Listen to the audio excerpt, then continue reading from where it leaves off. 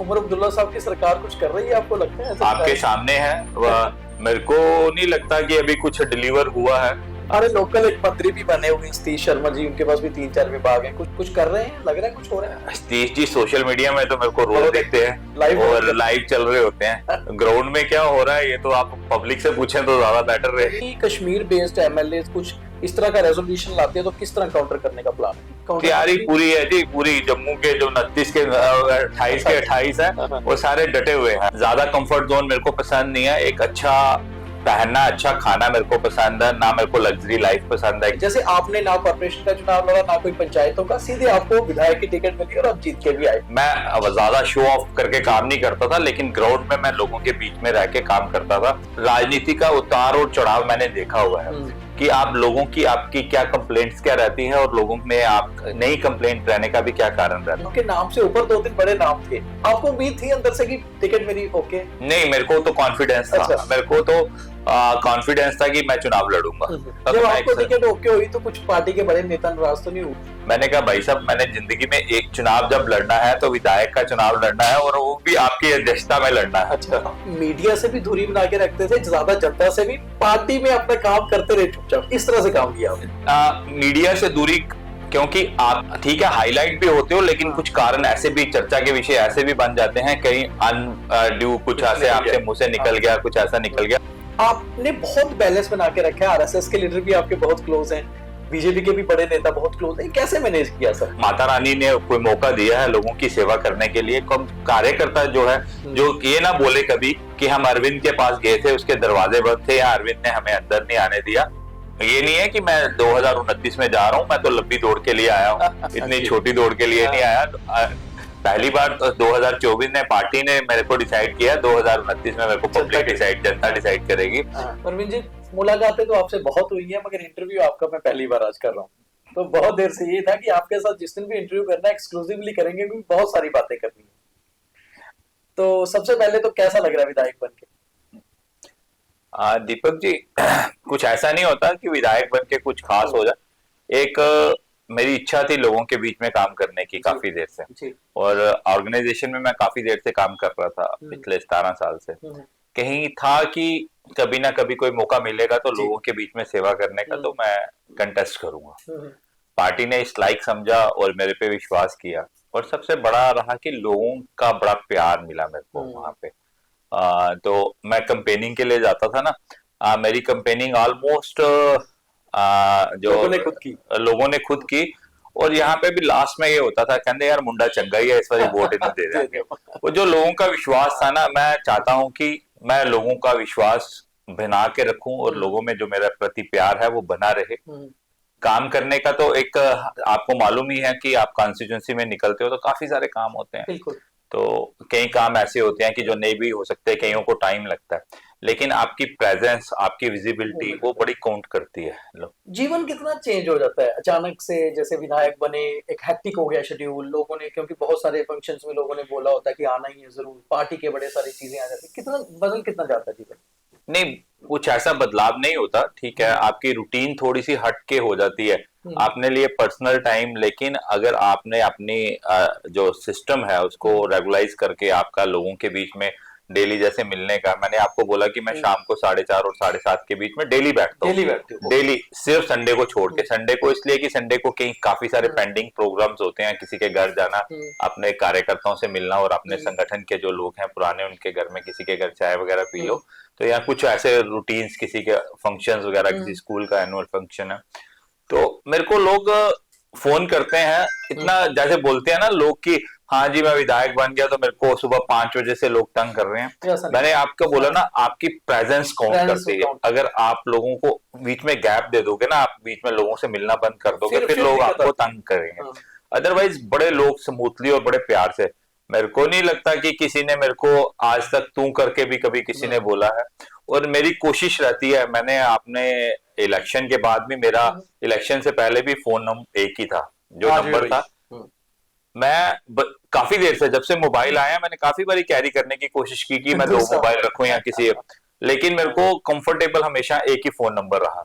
और मेरे को कई बारी लोग सुझाव भी देते हैं, जैसे हम कहीं बैठे हैं तो आपका फोन, मैंने कहा उसमें क्या है कि लोगों के साथ मेरी कनेक्टिविटी बनी रहती है, तो मैं खुद फोन उठाता हूँ, फिर लोग मेरे को आगे से पूछते हैं आप गुप्ता जी बोल रहे हैं। अच्छा। तो उनको कई बार हैरानी भी होती है। हाँ हाँ, खुद बात तो मैंने वो चीजें हैं अगर आप बना के रखो तो इसलिए लोगों के बीच में आपका मेन मकसद है एक विधायक का कि वो लोगों के बीच में रहे। हमारा ये कार्यक्रम अरविंद जी, इसका नाम है स्ट्रेट ड्राइव। हम सीधे सवाल करते हैं और कोशिश करते हैं कि सीधे जवाब आए, ताकि जनता, जो व्यूअर्स देखने वाले होते हैं ना, उनको अच्छा लगता है कि बड़ा स्ट्रेट बात हो रही है। आपका जीवन भी बड़ा स्ट्रेट सा ही है, सादा जीवन है। मतलब आप जैसे लोगों में आम तौर पे रहते हैं, कुछ वैसा नहीं है जी कि पॉलिटिशियंस कुछ होते हैं कि बड़ा अपने आप को लोगों से गैप रखते हैं, कटे हुए रखते हैं। सादा जीवन जीते हैं आप रूटीन में। दीपक जी क्या है, मैंने ना राजनीति के उतराव और चढ़ाव देखे हुए हैं पिछले 10 साल से। मैंने बोला आपको ऑर्गेनाइजेशन में काम था। ज्यादा कंफर्ट जोन मेरे को पसंद नहीं है। एक अच्छा पहनना, अच्छा खाना मेरे को पसंद है ना। मेरे को लग्जरी लाइफ पसंद है कि मेरे पास बड़ी सी गाड़ी होनी चाहिए और बड़ा सी ऐसी कोठी, यानी कि लोग नौकर नौकर। मैं बड़ा कंफर्टेबल रहता हूँ अपने। अब मेरा परिवार है, मैं हूँ, मेरी वाइफ है और मेरा बेटा और बेटी है।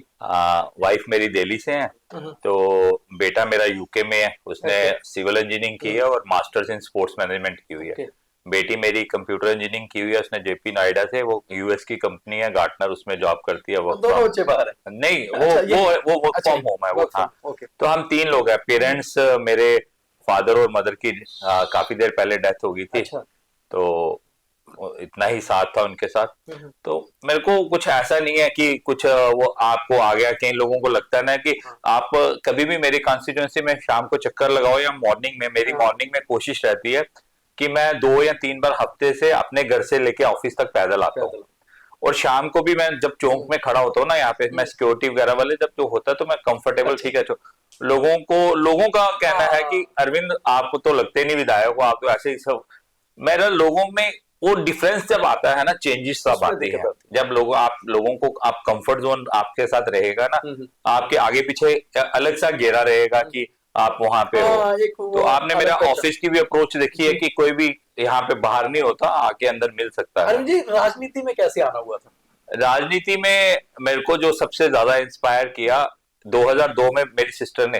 एक्चुअली हम परिवार तो फादर साहब थे, सुबह मॉर्निंग में शाखा में स्वयं सेवक के रूप में। फादर साहब भी आरएसएस से जुड़े थे? हाँ, आरएसएस से जुड़े हुए थे। वो जाते रहते थे सुबह शाखा में, या कह उन्हीं से पता लगता था हमें गुरु दक्षिणा वगैरह ये वो सारा।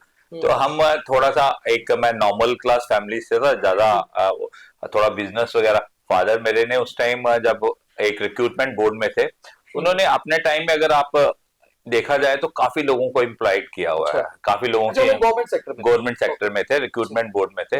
हमारे जितने भी लोग पढ़े लिखे होते थे ना यहाँ के आगे पीछे की, उनकी कोशिश होती कि अपने लोग गवर्नमेंट नौकरी में एडजस्ट हो। और मेरे को वो बोलते थे आप भी जॉब करो। मेरा कभी इंटरेस्ट नहीं था और ना मेरी कोई बिजनेस बैकग्राउंड थी कि मैं बिजनेस करूं, लेकिन मेरा मन था बिजनेस करने का। तो उन्होंने समझाया लेकिन हमें समझ नहीं आई। तो 2002 में मेरी सिस्टर ने चुनाव लड़ा वहां से। आपकी रियल सिस्टर जो, हाँ, दिल्ली से कॉर्पोरेशन का फर्स्ट टाइम वो चुनाव लड़ी। तो उस टाइम 16 कॉर्पोरेट जीत के आए। 100 कुछ कॉर्पोरेटर होते थे, लेकिन उस टाइम कॉर्पोरेशन दिल्ली की बनी नहीं। तो उनसे थोड़ा सा मेरे को लगा कि चुनाव में फिर यहाँ पे जब मेरा रेस्टोरेंट था, यहाँ पे हमारे साथ शर्मा जी, अपना शमशेर जी, सतीश शर्मा जी, काफी सारे लोग आते रहते थे। हमारा एक अपना था, तो आपस में बातचीत होती रहती थी। तो इन्होंने काफी बारी मेरे को बोला कि आप एक्टिव पॉलिटिक्स में आ जाओ।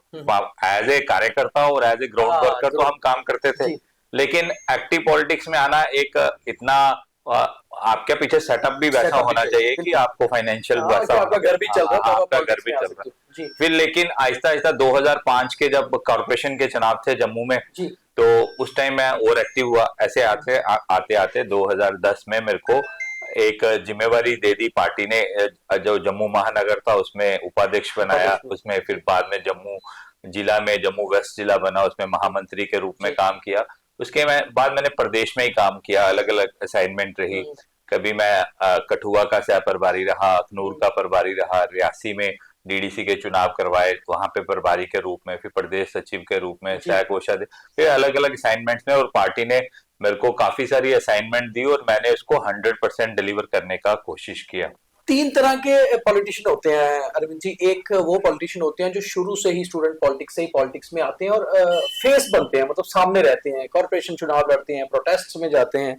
एक पॉलिटिशियन वो होते हैं जिन्हें कहा जाता है कि हेलीकॉप्टर से ड्रॉप किया हो, यानी कि जिनके फादर कोई बड़े पॉलिटिशियन हो या उस परिवार से, तो आगे बच्चे को टिकट मिल गई या वो आगे, जिसका कि बीजेपी में भाई भतीजावाद कम है, उनको ज्यादा नहीं लाता। तीसरे आपकी किस्म के पॉलिटिशियन होते हैं जो चुपचाप पार्टी में आ जाते हैं, सीखते रहते हैं, काम करते रहते हैं, संगठन के साथ जुड़े रहते हैं, फिर धीरे धीरे धीरे आकर एक लेवल पर आते हैं। जैसे आपने ना कॉर्पोरेशन का चुनाव लड़ा, ना कोई पंचायतों का, सीधे आपको विधायक की टिकट मिली और आप जीत के भी आए।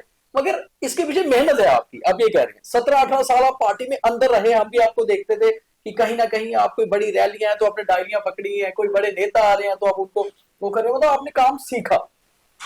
देखो क्या था कि मेरे की डायरेक्ट एंट्री नहीं थी, एक एज ए ग्राउंड वर्कर मैंने पार्टी को किया, लेकिन मेरे को काम सीखने का और काम करने का मन था। 6 साल मैं अरविंदर रैना जी के साथ रहा, उनके ऑफिस का प्रेसिडेंट ऑफिस इंचार्ज रहा, और जितना उन्होंने एज ए अध्यक्ष काम किया और प्रवास किया है, मैंने कभी किसी इस लेवल पे आके उन्होंने बड़ा अच्छा और बड़ी चीजें उनके साथ सीखने को मिली। और अशोक कोल जी के साथ मैं रहा, अशोक कोल जी ने राजनीति की जो बारीकी है, छोटी छोटी कैसे काम करना है और आपकी कैसे लॉयल्टी कैसे होनी चाहिए टू वर्ड्स पार्टी और संगठन की तरफ, उनसे काफी चीजें सीखने को मिले। मैंने आपको बोला पिछले 10 सालों में राजनीति का उतार और चढ़ाव मैंने देखा हुआ है कि आप लोगों की आपकी क्या कंप्लेंट्स क्या रहती है और लोगों में आप नई कंप्लेंट रहने का भी क्या कारण रहता है। ऑर्गेनाइजेशन में छोटे छोटे लेवल पर मेरे को जो जो असाइनमेंट मिलती रही, मैंने डीडीसी के चुनाव थे जब रियासी के अंदर, तो सबको ये लगता था कि डीडीसी कभी रियासी में बन ही नहीं सकती। और मैंने वहां पे जब हमारी शाम को रिव्यू मीटिंग होती थी, मैं उनको बोलता था डीडीसी चेयरमैन हमारा ही बनेगा। मेरे में कॉन्फिडेंस था, कॉन्फिडेंस हमेशा मेरे में रहा, और मेरे को कई बार बोला भी गया कि आप कारपोरेशन के चुनाव लड़ो। अच्छा।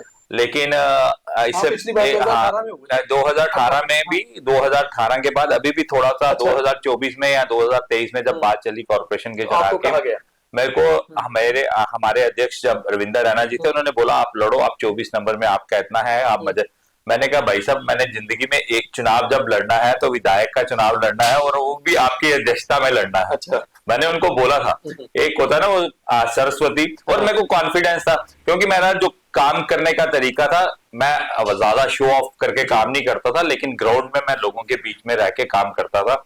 मैंने ये ऑफिस भी 2 साल पहले, 2-2.5 साल पहले खोल दिया। अच्छा, एक चीज थी, मैंने आपको देखा है कि आप मीडिया से भी दूरी बना के रखते थे, ज्यादा जनता से भी, पार्टी में अपना काम करते रहे चुपचाप, इस तरह से काम किया आपने। मीडिया से दूरी, क्योंकि आपके पास जो असाइनमेंट है मैं उसी को बिलीव करता हूं कि आप उसी को डिलीवर करो। आप ज्यादा मीडिया में भी आओगे, कुछ ऐसा, आप ठीक है हाईलाइट भी होते हो, लेकिन कुछ कारण ऐसे भी, चर्चा के विषय ऐसे भी बन जाते हैं, कहीं अनड्यू कुछ ऐसे आपसे मुंह से निकल गया, कुछ ऐसा निकल गया। लेकिन ऑर्गेनाइजेशन सेटअप में मेरे पे जो भी काम, जो भी असाइनमेंट पब्लिक के लिए भी, जैसे किसी को कोई काम है, किसी को हॉस्पिटल में काम है, किसी का पुलिसिंग का है, किसी का कुछ भी है, ऐसे कोई काम होते थे, तो शाम को हम यहाँ पे बैठते थे डेली। शाम को मेरे रूटीन थी कि 5 से लेके 8 बजे तक मैं पहले भी यहाँ पे बैठता था, जिसको कोई देखो, एक तो टाइम फिक्स नहीं था आपका पास चुनाव का कि आपके चुनाव कब होंगे। हाँ, 2022 में ये ऑफिस खोला, हम बैठते थे। अब मैं पब्लिक में बिल्कुल चले जाऊं जी, मेरे को जब तक पार्टी का मेरे पास मैंडेट नहीं था तब तक मैं पब्लिक। जब आपको टिकट मिली है तब भी आपके नाम से ऊपर 2-3 बड़े नाम थे, आपको उम्मीद थी अंदर से कि टिकट मेरी ओके? नहीं, मेरे को तो कॉन्फिडेंस था। अच्छा। मेरे को तो कॉन्फिडेंस था कि मैं चुनाव लड़ूंगा। अब ये बजरंगबली ने कॉन्फिडेंस दिया या माता रानी ने कॉन्फिडेंस दिया, तो ये एक मेरा एक कॉन्फिडेंस था। मेरे से कोई भी पूछता था कि आप चुनाव लड़ोगे, मैंने कहा मैं चुनाव लड़ूंगा। उसमें थे नाम बड़े थे, अगर पार्टी संगठन ने फैसला किया मेरे को देने का, अगर संगठन किसी का भी फैसला करता तो आपको टिकट ओके हुई तो कुछ पार्टी के बड़े नेता नाराज तो नहीं हुए? जो नहीं, ऐसा देखो क्या है कि ये भाजपा एक परिवार है, थोड़ी देर के लिए किसी के साथ हो सकता है कि मैं ज्यादा डिजर्व करता था, क्योंकि जो भी होता है ना, उसको लगता है कि मेरे से बेटर कोई नहीं है, तो इसलिए थोड़ा सा। लेकिन मेरे को नहीं लगा कि ऐसा कि संगठन ने काम नहीं किया। अगर संगठन की वजह से, अगर मैं जम्मू वेस्ट में 22,125 वोट लेके आया हूँ, और हमारी जो वोटर परसेंटेज थी two words Bharatiya Janata party 64.7, तभी पॉसिबल हुई है कि संगठन के बिना, ये अरविंद गुप्ता भी एक संगठन का सिपाही था और संगठन ने उसको भरोसा दिया। एक और चीज है, आपको एक चीज मानी जाती है, जितना हम, क्योंकि जो कुछ सही पत्रकार का भी यही मतलब होता है कि नेता को जज करते रहो। बहुत लंबे समय से हम आपके बारे में देखते रहते हैं, सुनते रहते हैं, कुछ आरएसएस के नेताओं से भी बात होती है, बीजेपी के भी। आपने बहुत बैलेंस बना के रखा है, आरएसएस के लीडर भी आपके बहुत क्लोज हैं, बीजेपी के भी बड़े नेता बहुत क्लोज हैं, कैसे मैनेज किया सर? नहीं आपके एक्चुअली काम से नहीं, देखो मैंने आपको बोला कि वर्किंग कल्चर से ही मेरे को वो एक बोलते हैं ना गणेश पूजा, वो मेरे से नहीं होती। मैं अपनी वर्किंग्स और रिस्पेक्ट, मेरे को संगठन के भी लोग और वहां पे अपने परिवार के भी लोग, एक बैलेंस तरीका बना के रखा। मैंने कभी भी किसी के, एक क्या होता है कि नेता जब किसी से मिलने जाता है ना, वो दूसरे नेता की बात करता है, मैंने कभी भी किसी की बात नहीं की, हमेशा अपनी बात नहीं, अपनी भी अपनी। किस लिए? आप यानी कि आप जो बड़े नेता है ना, उनको सब मालूम होता है, उनको पता होता है कि आपका क्या है। अगर मैं कहीं पे भी रोज रोज जाके डफली बजाना शुरू करता हूँ तो आपकी अहमियत खत्म हो जाती है। हम लोगों को लगता है कि ये लोगों के बड़े नेताओं के साथ जाता है तो उनसे कोई बात करता है। मैं दीपक जी इतना कह सकता हूं कि हम कहीं भी जाते हैं, मेरी अगर हम अभी रिसेंटली बात करो, अशोक पोल जी और मैं कुंभ गए हुए थे। बिल्कुल, महाकुंभ गए हुए थे हम, 5 दिन इकट्ठे रहे, हमने जम्मू को डिस्कस ही नहीं किया। अच्छा, आपका आपको अगर कोई स्पेस देता है, आप उस स्पेस का गलत फायदा मत उठा। हम एक रहे, एक हल्दी, और लोगों को लगता है कि शायद क्या है, ऐसा कुछ नहीं होता। एक आपकी जो इमेज होती है वही आपकी ट्रेवल करती है। आप कुछ बार बार बोलने से, मैं अगर आपको कुछ बोलूंगा दीपक जी ये हो गया, दे हो गया, उससे कुछ होने वाला नहीं है। एक चीज आप मानते हैं कि आपके रिलेशंस अच्छे हैं, आरएसएस में भी और बीजेपी में भी, अब ये आपने बनाए हैं, मेंटेन किए हैं, अच्छे रिश्ते हैं आपके? मेरा, क्योंकि आपके बारे में अच्छा बोलते हैं लोग। नहीं, वो देखो, उनको मेरे प्रति प्यार है और मैं भी उनकी सभी की इज्जत करता हूँ, मेरे लिए माननीय है, क्या आरएसएस के लोग और क्या हमारे भारतीय जनता पार्टी के। और मेरी कोशिश रहती है कि अपने परिवार का कोई भी व्यक्ति अनछुआ ना रह जाए, कोई मेरे को कुछ बोले और मेरे से ऐसा ना हो कि मैं उनका काम ना कर सकूं। मेरी जो फर्स्ट प्रेफरेंस है अपने कार्यकर्ता, जो अपने बड़े नेता नहीं, नेताओं के काम तो दुनिया करती है, मैं चाहता हूं कि मेरे कार्यकर्ता जो है वो, अगर मेरे को माता रानी ने कोई मौका दिया है लोगों की सेवा करने के लिए, कम कार्यकर्ता जो है, जो ये ना बोले कभी कि हम अरविंद के पास गए थे, उसके दरवाजे बंद थे या अरविंद ने हमें अंदर नहीं आने दिया। मेरी कोशिश 100% है कि मैं अपने कार्यकर्ताओं को सब चीजें डिलीवर करता हूं। 1996 में यहाँ इसी कॉन्स्टिट्यूंसी में, जम्मू वेस्ट में, हंसराज डोगरा जी जीते। हाँ जी। उसके बाद एक बार कांग्रेस को मौका मिला, वो भी कांग्रेस के दिग्गज पंडित मंगतराम शर्मा ने इस कॉन्स्टिट्यूंसी में जीत दर्ज की और डिप्टी सीएम बने। उसके बाद से लगातार ये सीट जो है बीजेपी के पास ही रही है, क्या वो प्रोफेसर चमनलाल गुप्ता हो, सत शर्मा हो, या उसके बाद आप आए, बहुत दिग्गज लोग इस कॉन्स्टिट्यूंसी में विधायक रहे।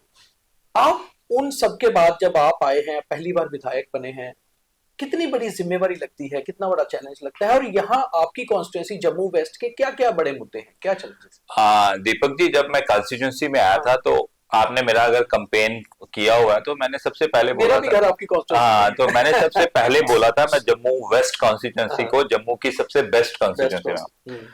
तो थोड़ा सा ऊपर से जब मैंने कॉन्स्टिट्यूंसी के अंदर जाके देखा, लोगों की काफी सारी बेसिक प्रॉब्लम्स हैं। ये नहीं कि पीछे काम नहीं हुए, लेकिन काम इतने ज्यादा है कि एक थोड़ा सा 2014 पॉपुलेशन भी है, आपका सेंसस जो चल रहे हैं 2011 के आज 2025 में, मेरे ख्याल जब तक उसकी पॉपुलेशन 3 टाइम्स ज्यादा होगी। तो लोगों की बेसिक कम्युनिटीज है। ऐसे तो मैं सोच के आया था कि अपनी कॉन्स्टिट्यूंसीज के लिए, मेरा जब मैं फर्स्ट टाइम लड़ा और मेरा जो मन था, मैं चाहता था कि कॉन्स्टिट्यूंसी के लिए कुछ ऐसा करके जाएं कि लोग उसे जिंदगी भर याद रखें। तो ये नहीं है कि मैं 2029 में जा रहा हूं, मैं तो लंबी दौड़ के लिए आया हूं, इतनी छोटी दौड़ के लिए नहीं आया। पहली बार तो 2024 में पार्टी ने मेरे को डिसाइड किया, 2029 में मेरे को पब्लिक जनता डिसाइड करेगी। तो लेकिन लोगों की बेसिक प्रॉब्लम्स भी काफी सारी हैं, उसको हम आहिस्ता आहिस्ता, आपको मैं एक फाइल दिखाऊंगा, मेरे पास 230 फाइल्स हैं जो रोड, लेन और ड्रेन की है। और मेरे को कमिश्नर साहब फोन करके बोल रहे थे, कहते सबसे ज्यादा तेरी लेटर्स आती हैं तो जम्मू वेस्ट कॉन्स्टिट्यूंसी। मेरे को कोई भी कंप्लेंट करता है, देखो क्या है कि एक तो सिस्टम तो लिमिटेड ही रहता है। मेरे को शाम को जो भी अपने लोग कंप्लेंट्स वगैरह देते हैं, मैं उसको एज इट इज ही अपनी लेटर लगा के उनको वो फॉरवर्ड करके हम एस्टिमेट वगैरह बना लेते हैं। एक बार एक दीपक जी और बात है, मैंने जब चुनाव में था और मैंने लोगों को बोलता भी रहता हूँ, लोगों को अवेयर भी करता हूँ कि जब भी आप अपने एरिया में ना, अपने एरिया में एक ग्रुप क्रिएट करो, उसको 1-2-3 लोग जो सीनियर मोस्ट लोग हैं उनको वो जो रिप्रेजेंट करें। उसमें क्या होता है कि आप अपने एरियाज के जो डिमांड्स हैं और जो आपकी प्रायोरिटीज है ना, उसकी एक लिस्ट बनाओ। हर गली में से अलग अलग आदमी लेटर लेके आएगा ना, वो फिर आपके पास प्रायोरिटी सेट करने के लिए प्रॉब्लम हो जाएगी। अगर आपने मेरे को 20 काम वार्ड नंबर 25 के दे दिए और आपने बोल दिया कि क्योंकि 25 के 25 आप काम बोलोगे कि एक ही फाइनेंशियल ईयर में हो पाएंगे, वो नहीं हो पाएंगे। दिया कि आपके वार्ड्स के ग्रुप हो, वो ग्रुप का जो इंचार्ज हो वो आपको अप्रोच कर रही हो काम भी तरीके से, हाँ, वो आपस में मिलकर डिसाइड करें ना, जैसे 20 काम आए हैं, 20 में से अरविंद जी पहले 5 ये हो जाए, उसके बाद ये वाले हमारी प्रायोरिटीज होगी। वैसे ज्यादा मुद्दे, मतलब ज्यादा लेन ड्रेन्स वाले मुद्दे, लेन ड्रेन्स का और कुछ और इश्यूज हैं, छोटे छोटे इश्यूज हैं। देखो मैंने आपको बोला कि सफाई वगैरह, देखो जेएमसी के लोग काम कर रहे हैं, थोड़ा स्टाफ की भी शॉर्टेज है। आपको जैसे 2018 के बाद 24 तक कोई इलेक्टेड सरकार ही नहीं रही, वो सारे तो एक बैकलॉग भी है, लेकिन लोगों को भी थोड़ा सा कोऑपरेट करना पड़ेगा। लोग नई सरकार पर आते हैं, उमर अब्दुल्ला साहब की सरकार कुछ कर रही है, आपको लगता है? आपके सामने है, मेरे को नहीं लगता कि अभी कुछ डिलीवर हुआ है।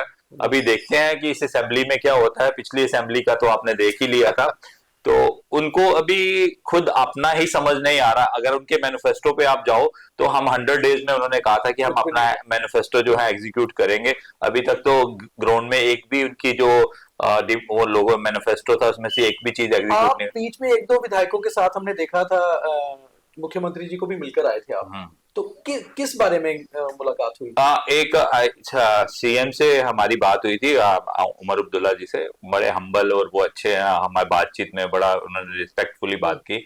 कुछ कॉन्स्टिट्यूंसी की 1-2 डिमांड थी, एक उनको मैंने अवेयर किया उसके बारे में। उन्होंने कहा ठीक है ध्यान, लेकिन अब मैं कुछ ऐसा नहीं कह सकता कि लेकिन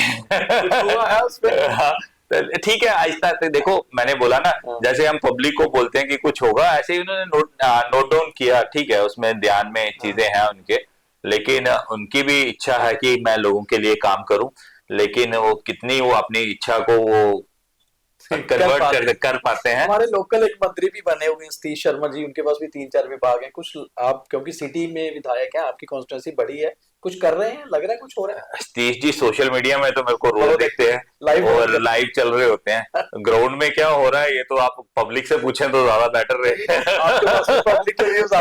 नहीं, वो ज्यादा रहेगा।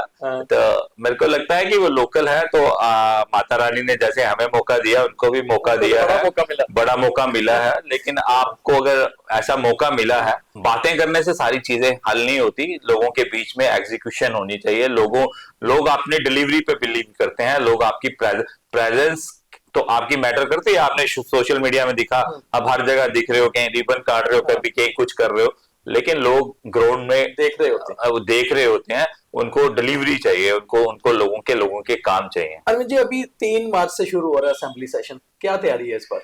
देखो असेंबली सेशन की जो है तैयारी के लिए आप बात करें, हमने तो जब चुनाव लड़के हम जम्मू से विधायक आए थे ना, 29 विधायक आए थे, एक हमारे बीच में नहीं रहे, राणा साहब नहीं रहे, तो हम ना जम्मू की डेवलपमेंट के बारे में, जम्मू के लोगों के बारे में, जम्मू की क्या क्या रिक्वायरमेंट्स हैं, जम्मू को कैसे हम आगे लेके जाए, उसके लिए चर्चा।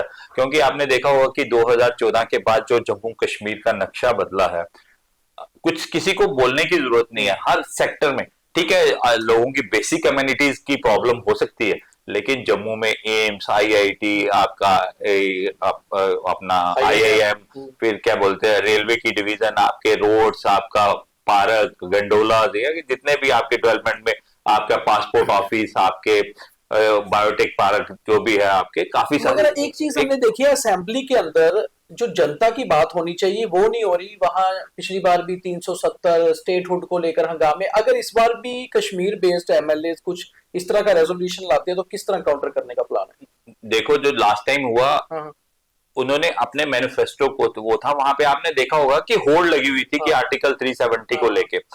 आर्टिकल 370 जबकि मालूम है सभी को कि जो सुप्रीम कोर्ट के अंदर था, कोर्ट का डिसीजन आ चुका है, सब कुछ है, उस पर कुछ नहीं होना, बस लोगों को गुमराह करने के लिए कि हमने आपका मुद्दा जो वहां पे रखा है उसकी रियलिटीज कुछ भी नहीं है, लोगों को गुमराह करने के लिए। मैंने आपको बोला कि हम डेवलपमेंट के लिए लेके गए थे कि 2024 से 2014 से 2024 की डेवलपमेंट और 2024 से 2047 तक जम्मू कश्मीर और भारत कैसा होना चाहिए। जैसे श्रेष्ठ भारत बोलते हैं कि भारत सबसे ऊपर श्रेष्ठ हो, उसे हम भी चाहते थे कि जम्मू कश्मीर भी, हम जम्मू कश्मीर के लोगों ने, हम सब पे 29, आपने देखा होगा कि पोलराइजेशन होगी। जम्मू में जो वोट है वो जम्मू वालों को पड़ा, श्रीनगर में वोट श्रीनगर को पड़ा। तो हम चाहते थे कि जम्मू की जितनी भी इश्यूज हैं हम उनको लेके जाए वहां पे, लेकिन उन्होंने असेंबली 5 दिन जो असेंबली में उन्होंने असेंबली को डाइवर्ट कर दिया। और जो हमारे वो स्पीकर थे राठौर साहब का भी रोल जो एक था वो एक पॉजिटिव रोल नहीं रहा। उन्होंने भी एक वाइज रोल नहीं किया। उन्होंने कहा था कि मैं एक हाउस का स्पीकर बन के रहूंगा, लेकिन उन्होंने आपने जब वो जो हाउस की चर्चा शुरू हुई तो ऐसे लगता था कि एक पार्टी के ही स्पीकर। परसों इंटरव्यू भी किया है, वो तो बीजेपी पे आरोप लगा रहे हैं, वो कह रहे हैं बीजेपी नहीं हो हल्ला। नहीं, बीजेपी, आप मेरी बातों को छोड़ दो ना। आपने जो उसकी वो सुनी है उसकी असेंबली का, तो उसी में वो दर्शाता है कि जैसे कैसे मार्शल्स ने हमें उठा के बाहर फेंका। वो आपने देखा होगा कि श्यामलाल जी इतने हमारे सीनियर लीडर हैं, उनको उठा के वो अगर वो तो उस दिन बच गए, वो उनका सिर जैसे जमीन पे गिरा था, कुछ 19 लग जाती उनको, तो क्या आप वो देते। अगर इस बार भी कुछ ऐसा पीडीपी या कोई दूसरा विधायक ऐसा लाता है तो तैयारी पूरी है? तैयारी पूरी है जी, पूरी। जम्मू के जो 29 के 28 है वो सारे डटे हुए हैं। देखो हमारा मुद्दा जो है डेवलपमेंट है, जम्मू को कैसे आगे लेके जाना है, जम्मू की लोगों की समस्याएं कैसे आगे लेके जानी है, क्योंकि लोगों ने अपनी उम्मीदों पे खरा उतरने के लिए हम जम्मू की एक आवाज बन के जाएंगे। अगर पंगा करेंगे तो छोड़ेंगे तो इस बार भी नहीं। बजरंग बली के भक्त भी हैं नहीं, बजरंग देखो, मैंने आपका जैसे ही स्टार्ट हुआ मैंने बोला आपको कि मेरे पे माता रानी और बजरंग बली की जैसे ही खत्म होता है मैं आपको एक बजरंग बली की किताब भी दूंगा। तो क्या बोलते कि इलेक्शन से पहले ही तो मैंने वो प्रिंट करवाया था हनुमान चालीसा, और लोगों ने काफी पसंद किया और काफी प्यार किया लोगों ने उससे। तो उसी की वजह से कुछ भगवान के और कुछ मेरे पेरेंट्स के कुछ अच्छे कर्म थे, क्योंकि विधायक की सीट मिलना और कोई आसान बीजेपी में और बीजेपी में तो सारा आपकी सारी चीजों को मॉनिटरिंग किया जाता है। कोई ये नहीं है कि आप उसके फेवरेबल हो तो आपको कोई ऐसा पॉसिबल, एक पूरी प्रक्रिया रहती है उसमें। अगर उसमें बजरंग बली और माता रानी का भी काफी ज्यादा रोल रहा है।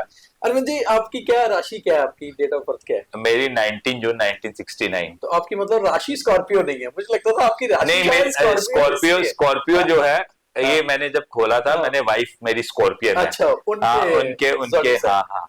अच्छा, आपको ना आज भी बहुत सारे लोग इस रेस्टोरेंट के नाम से ही जानते हैं। तो जब आपको टिकट मिली तो यहाँ पहले जब आप नेता थे तो लोग कहते थे कि अरविंद गुप्ता जी वो स्कॉर्पियो रेस्टोरेंट। तो आपने तो रेस्टोरेंट बिजनेस में आने का कैसे सोचा था? ये आपकी वाइफ का चॉइस थी या आपकी? एक्चुअली कि मेरा जब शादी से पहले मेरी दिल्ली में शादी हुई, तो शादी से पहले मेरा फाइनेंस का काम था। अच्छा। वो थोड़ा सा इनएक्सपीरियंस भी बोल सकते हो, कुछ ऐसा भी। तो फिर मैंने रेस्टोरेंट लाइन में, उस टाइम रेस्टोरेंट इतने थे भी नहीं जम्मू में। 94 में मैंने खोला, 25 अक्टूबर 94 की बात है।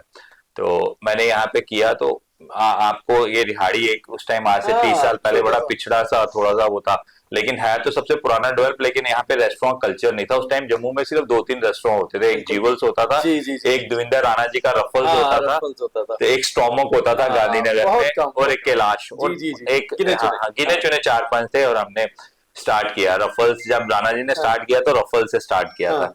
तो साथ में मैंने ना एक चीज पिज्जा की टॉपिंग आती है, वो चीज का बिजनेस था, वो भी इसका फ्रेंचाइजी मेरे पास थी J&K की। वो मैं सब आहिस्ता आहिस्ता अच्छा एक हमने नाम बनाया, अच्छी पकड़ बनाई। कई एपिसोड ऐसे हुए कि लोग यहाँ पे मेरा रेस्टोरेंट तोड़ भी गए, यहाँ के लोकल लोग। वो क्योंकि शाम को सिटिंग उनको मिलती नहीं थी। वो थोड़ा सा दादागिरी टाइप का होता था यहाँ पे सिस्टम, तो ऐसा। लेकिन आहिस्ता आहिस्ता हमने काफी डेवलप किया। मेरे फादर ने भी उसमें काफी किया। एक नाम बनाते बनाते वो इलेक्शन से कोविड के बीच में मैंने ऑलमोस्ट बंद कर दिया था। तो क्योंकि मेरी ज्यादा इन्वॉल्वमेंट जो थी वो पॉलिटिक्स में थी, तो मेरे ठीक थे और बिजनेस थे मेरे कजन्स वगैरह के साथ, तो हम करते थे। तो पॉलिटिक्स में थी, तो फिर जब वाइफ ने इंटरेस्ट लिया उसको दोबारा से, अब मैंने आपको बोला जैसे मैं ऑफिस बना रहा हूँ, इनका काफी देर से लॉन्ग पेंडिंग डिमांड थी कि इसको रेनोवेशन करवाएं, क्योंकि यहाँ के जो कॉन्स्टिट्यूएंसी में सबसे प्रचार में मेरे को सबसे आसानी रही कि लोगों के पास मेरा नंबर था। बिल्कुल। वो नंबर चाहे स्कॉर्पियन के नाम से फीड था, क्योंकि 94 से लेके 2024 तक एक तो मेरा नंबर सेम था। जब मोबाइल आया 2000 स्टार्टिंग में, तो मेरा नंबर लोगों के पास, मेरा नंबर किसी ना किसी तरीके से फीड था। लोग एक अच्छा वो जी स्कॉर्पियन वाला, मेरे को उसका काफी हाँ वो मिला। हम भी स्टूडेंट एज में आपके रेस्टोरेंट में आया करते थे और तब से पहचान है। अरविंद जी, बहुत सारी आपकी कॉन्स्टिट्यूंसी में मुझे लगता है ऐसी लोकेलिटीज भी होंगी जहां आप कैंपेन के दौरान नहीं जा पाए या बाद में भी नहीं जा पाए, लोगों से रूटीन में संपर्क होता है? नहीं, मेरा मिलना मेरा जुलना मेरा होता मेरा है? रूटीन में कुछ एक एरिया था जिसमें मैं नहीं जा पाया। मेरा अभी उसमें एक हम्म, नंदनी हमारे में ना दो पड़ता है, एक अच्छा। तवी के इस पार और हम्म, तवी के उस पार। हम्म। तो कॉन्स्टिट्यूंसी नहीं थी मेरे हाँ, लिए। अब थोड़ा चेंज भी हुआ था थोड़ा सा वो चेंज भी हुआ डेमोग्राफी वगैरह भी उसकी चेंज हुई चेंज थी, हुआ कुछ वार्डों में हम्म, एडिशन वगैरह, लेकिन मेरा हर कॉर्नर में मेरी कंपेन में मेरे हम्म, को लोगों ने काफी सपोर्ट किया। हम्म, मैं एक थोड़ा छोटा सा एक्सपीरियंस बताता हूँ। हम्म, तालाब तिलो में हमारा एक प्रोग्राम था, वहाँ पे जी डॉक्टर पूरी हैं, जी एग्जैक्टली मेरे को नाम नहीं मालूम। जी। तो उन्होंने मेरे को हम्म, जब मेरे उसमें प्रोग्राम एक मेरा रहता हम्म, था कि मैं जाके कंपेनिंग में मैं खुद नहीं बोलता था। हम्म, अगर मैं खुद बोलूंगा तो आपके मन में क्या है मेरे को समझ नहीं आएगा। हाँ, मैं पब्लिक को देता था आप बोलो कि आप बताओ कि आपका विधायक कैसा कैसा होना होना चाहिए। चाहिए, हाँ क्योंकि वहीं से चीजें मेरे को पता जी लगेगी। अगर आया मैंने अपनी सुनाई और आपने हम्म, सुनी, वो जो आप में वो वैक्यूम, वो ये गैप है ना, वो कम नहीं हो जी पाएगा। तो एक डॉक्टर थी, हम्म, उन्होंने बोला, मेरे को नहीं लगता कि हम्म, वहां पे मेरे को कंपेन की भी जरूरत पड़ी हो। उन्होंने हम्म, कहा कि मैंने आपको पोस्टर से देखा था तो मेरे को लगा कि मेरे को आपसे मिलना चाहिए। हाँ और उन्होंने अच्छा इतना वो बोला हाँ कि मेरे को वहां पे कंपेन करने की जरूरत ही नहीं पड़ी। मेरा ऐसा था कि लोग मेरे को बताएं, फिर मैं उनको लोगों को बताऊं कि मैं हम्म, क्या कर लेके आया हूँ, मेरा क्या रहेगा कि मैं आपके लिए क्या। लेकिन मेरी कोशिश रहती है कि लोगों के बीच में, मैंने जैसे बोला था 24x7 आप लोगों के बीच में रहूंगा, आपके काम करूंगा, 100% डिलीवरी देने का। मैं माता रानी से बोलूंगा कि मेरे को इतनी शक्ति दे कि जो मैंने अपनी लोगों से कमिटमेंट की हुई है वो पूरी करने में खरा उतरूं, और लोगों का जो विश्वास और प्यार लोगों ने मेरे पे बनाया हुआ लगातार वैसे आपको बना। कॉल आ रही है, ज्यादा टाइम आपका नहीं लेंगे, एक तो सवाल और पूछूंगा। आपको लगता है विधायक के तौर पे एज एमएलए की जम्मू कश्मीर को इस समय स्टेटहुड वापस मिलना चाहिए? देखो, आपने जो दीपक जी स्टेट फूड का बोला है, हमारे गृह मंत्री अमित शाह जी ने हाउस ऑफ पार्लियामेंट में ये चीज बोली हुई है। जब अप्रोप्रिएट कोई इसका टाइम आएगा, कुछ डिसाइड किया होगा। ऐसा नहीं है अभी कि के टाइम लगता है आपको सही है या नहीं है? नहीं, आप अभी अपने तौर आने पे क्या मानते जैसे जैसे हमारे जब आपको एक चीज बोल दी है, आपको ये चीज मिलेगी, आज मिले या कल मिले, कुछ चीजें होती हैं कि उसको टाइम, उनका रिव्यू करने का तरीका है। एक वो देख रहे हैं कि स्टेट में कैसी कैसी चीजें, कहाँ कहाँ पे कोई दिक्कत आ रही है, कुछ ऐसा है तो नहीं है। तो मेरे को लगता है कि जो नरेंद्र मोदी जी ने अगर यहाँ से चुनाव से आने से पहले, थोड़ी देर पहले इलेक्शन का डिसाइड कर दिया था कि योगा डे पे शायद उससे हैं? हाँ आए थे, अनाउंस किया था कश्मीर में अनाउंस किया था कश्मीर में कि जम्मू में चुनाव एक होगा। चुनाव होंगे। तो वो मैन ऑफ कमिटमेंट है, और आपने देखा होगा कि उन्होंने जो भी कमिट किया है लोगों को वो वर्क डिलीवर उमर कर। अब्दुल्ला सरकार चलेगी 5 साल? देखो, मेजोरिटी अभी उनके पास है, मैं इसमें कुछ कह नहीं सकता। कहीं देखो देखो, जो भाजपा का हाँ, सफर है वो 1 से शुरू हुआ था, जी 1 से 29 तक हाँ। पहुंचे हैं। और आने वाले टाइम में आपको भाजपा की सरकार जम्मू कश्मीर में नजर आएगी। 29 से पहले पहले हो जाएगी या अभी? अब ये तो लोगों का प्यार है, लोग उसको कब लाते हैं। नहीं, मेरे को लोगों ने तो प्यार दे दिया 28 नहीं, 29 लोगों ने कहीं पे हाँ थोड़ा सा प्यार की कमी रह गई। हाँ। मेरे को लगता है कि जो 1 से 29 पे पहुंचे हैं, तो कुछ 29 नहीं, में कुछ उमर ना कुछ अब्दुल्ला करिश्मा साहब की करेंगे। नजदीकियां बढ़ रही हैं आपके साथ, बीजेपी के साथ। देखो, उनको मालूम है कि हम सेंटर को लिए बिना नहीं सरकार हम्म, चला सकते, सेंटर के बिना। क्योंकि यार यूटी है, यूटी में अंदर उसमें स्टेट उनको अच्छा है, एक अच्छा एक पॉजिटिव मोड में वो चल रहे हैं। और स्टेट के लिए भी देखो, अगर आप स्टेट तो का ज्यादा यू पॉजिटिव हो जाते हैं तो छोड़ भी सकते नहीं, अगर हैं। आप लोगों हाँ, के बीच में लोगों के काम के लिए आए हो, तो आपको दूरियां जो है वो खत्म करनी पड़ेंगी, नजदीकियां बढ़ानी पड़ेंगी। और अगर उस राह में वो काम कर रहे हैं तो ये हमारे लोगों के लिए भी अच्छा है और पूरे जम्मू कश्मीर के लिए भी सरकार अच्छा है। का भी बदल सकता है फिर तो सरकार अलायंस। देखो, 1 से, मैंने आपको बोला हम दिल्ली में 2 से शुरू हुए थे, तो जी आज पिछले तीसरे टर्म में हम गवर्नमेंट फॉर्म कर रहे हैं, और गवर्नमेंट फॉर्म की है। और हम हमारे प्रधानमंत्री नरेंद्र भाई मोदी जी हैं। और हम्म, जम्मू कश्मीर का भी सफर हमने एक से एक से एक शुरू से किया था, शुरू 29 किया पे था, है। और 29 पे है। और वोटिंग परसेंटेज भी आपने देखा होगा सबसे कि सबसे ज्यादा ज्यादा बड़ी जो बात है भारतीय जनता पार्टी की है।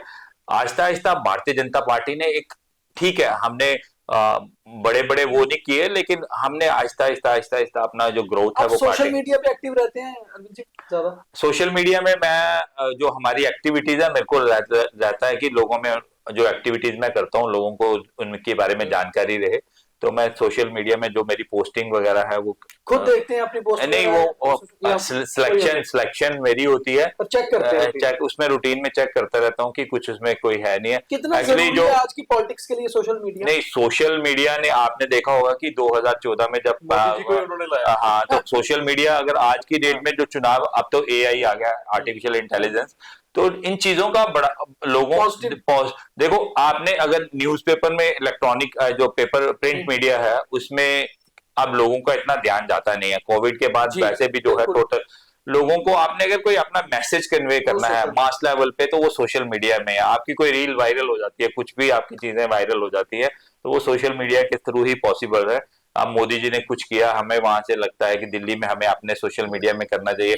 हम ये एक्टिविटीज अगर सपोज मैं वार्ड नंबर 24 में या 25 में करता हूँ, मेरे को लगना तो लगे कि मेरी कॉन्स्टिट्यूंसी में हो, तो वो चीजें सोशल मीडिया का काफी रोल रहता है। आपका इंस्टाग्राम, क्योंकि जो आपके नई जनरेशन है वो इंस्टा वगैरह में, हाँ, वो उसी में यूथ जो है वो प्रिंट मीडिया में मेरे को बिलीव नहीं करता, वो सोशल मीडिया में बिलीव करता है। और आपके पास एक ऐसा प्लेटफॉर्म है, बड़ा इजिली आप अपनी बात रख सकते हो और लोगों के रिव्यूज भी आप जान सकते हो कि क्या है। चलिए, बहुत अच्छा लगा रवि जी आपसे मिलकर, और मैं इस बार ये इंटरव्यू जो पहली बार किया है इसको कंटिन्यू भी करते रहेंगे। एक मैं आपके दीपक जी चैनल के माध्यम से एक जम्मू के लोगों को एक सुझाव है, और मैं इसको अभियान को शुरू कर रहा हूँ कि हम जम्मू कश्मीर को प्लास्टिक और पॉलीथीन फ्री जम्मू कश्मीर। बहुत अच्छा आपका अरविंद जी वो है स्टेप है, और मैं आपको इसमें एक ऐड ऑन चीज कर दूं, मैं आपको इनवाइट भी करूंगा अपनी लोकेलिटी में, शक्ति नगर कैनाल रोड पे। हमने अपनी गली में सबसे पहले, मैंने और मेरी वाइफ ने, ये 5 साल पहले शुरू किया था, और हम आपको इन्वाइट करेंगे कि आप एम्बेसडर भी बने इस चीज का, कि लोगों को प्लास्टिक से ये कर दिया कि आप बिल्कुल प्लास्टिक को एक तो बाहर मत फेंकिए, अगर आपके पास कुछ है उसको डस्टबिन में फेंकिए, और कोशिश करिए यूज नहीं करें। नहीं, आप ये मुहिम कैसे शुरू कर? नहीं, मैंने इलेक्शन में, पार्लियामेंट के इलेक्शन थे, तो मैं कंपेनिंग के लिए वहां पे हिमाचल में गया हुआ था। आपने देखा होगा कि हिमाचल पॉलीथीन फ्री है। अगर हिमाचल हमारे साथ में ज्वाइनिंग स्टेट है कि अगर वो पॉलीथीन और प्लास्टिक फ्री हो सकते हैं, तो हम क्यों नहीं। अगर आपने पूरा, आप जम्मू में, आप मेरी कॉन्स्टिट्यूंसी में ही रहते हो, आपने देखा होगा कि जितनी भी डीप ड्रेन्स है या नाले वगैरह हैं यूईडी वगैरह के, आपने अगर ब्लॉकेज का कारण देखा होगा तो प्लास्टिक और पॉलीथीन ही है। अगर लेकिन इसको ऐसे अभियान को चलाने के लिए एक तो हमें लोगों को अपने घर से अपनी थैली या पन्नी लेके आए, दूसरा हम दुकानदारों को तंग ना करके इसके रूट्स खत्म करें। जो पंजाब बाहर से, जो स्टेट से बाहर से पॉलीथीन आ रहा है, और जो फैक्ट्रीज हैं उन पे हम रोक लगाएंगे, उनको बोलेंगे कि इसका ऑप्शन देखो, इसको ऑप्शन इसका लेके आओ। तो हम लोगों के बीच में, अगर हम बोलते हैं, हम चाहते हैं कि जम्मू को cleanest city of India, Indore की तरह बनाना चाहें, तो हमें तभी पॉसिबल है कि जो प्लास्टिक और अपना पॉलीथीन है अपनी जिंदगी में से बाहर निकालें, अपनी रूटीन लाइफ में से बाहर निकालें। नहीं तो आने वाले समय में आपको सिर्फ प्लास्टिक के और पॉलीथीन कचरे के ही ढेर नजर आएंगे। अरविंद जी, आपकी इस प्लास्टिक फ्री मुहिम में हम खुद और हमारा द न्यूज़ 24 आवाज चैनल आपके साथ है, और ये आवाज हम हर घर तक पहुंचाएंगे ताकि आप इसमें सफलता पाएं और जम्मू को एक अच्छा शहर हम बना पाए। बहुत धन्यवाद। धन्यवाद दीपक।